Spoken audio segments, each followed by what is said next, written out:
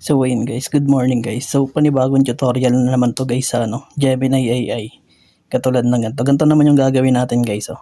Bago na naman siyang trending. Ayan guys. Ganyan. Sa mga gusto nyong i-generate na photo, yan magiging ganito guys Tuturo ko sa inyo step by step ulit kung paano. Sobrang dali lang ulit guys, gamit lang ulit yung Gemini AI. No? So ito, ganito yung gagawin guys. Punta lang kayo ulit sa Google. Ayan, sa mga di pa nakakaalam, yan sa mga gustong gayahin tong prompt na to. Ayan, andyan sa may comment section guys Lalagay natin dyan. Tapos search nyo lang google.com.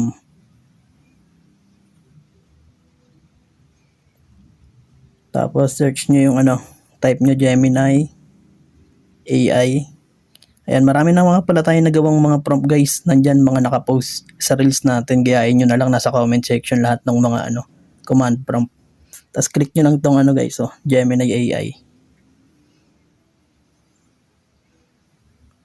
Gemini AI. Tapos, and sa baba guys, copy nyo yung command prompt, tapos paste nyo dito. Nasa comment section yan guys Ayan, tapos, click nyo yung positive sign.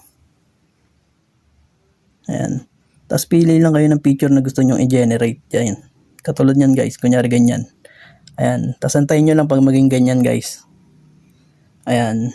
Tapos, click nyo lang ulit tong send or okay button. Ayan guys. Tapos antay lang kayo ulit ng mga depende sa internet nyo.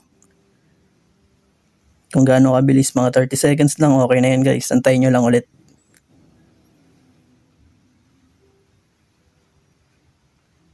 So ayun.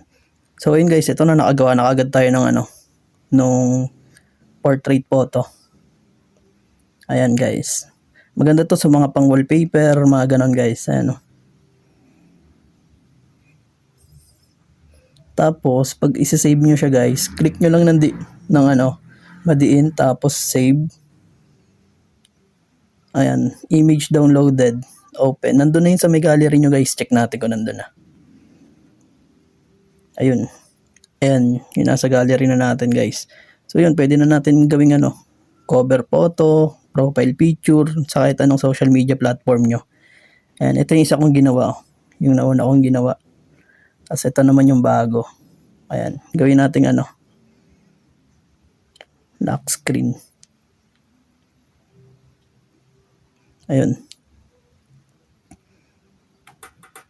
Tapos apply. Ayun na guys, okay na. Tingnan natin